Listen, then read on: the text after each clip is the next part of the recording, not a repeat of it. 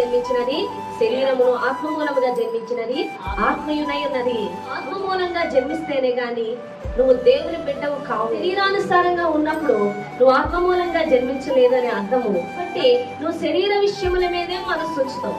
నా సంగతి, నా కుటుంబం సంగతి, నా ఫ్యూచర్ ఏంటి, నా పరిస్థితి ఏంటి, నా డబ్బుల సంగతి ఏంటి, నా అవసరాల సంగతి ఏంటి అని ప్రతిదీ కూడా ఐహిక విచారాల గురించి ఆలోచనమైన విషయముల మీద ఆత్మ సంబంధమైన ఆకలి, ఆత్మ సంబంధమైన దాహము నువ్వు కలిగి ఉండవు. ఈ రోజు నువ్వు ఐహిక విచారాలతో బంధింపబడుతుంటే శరీర సంబంధులు ఆత్మ సంబంధమైన విషయములను ఎరుగలేరు.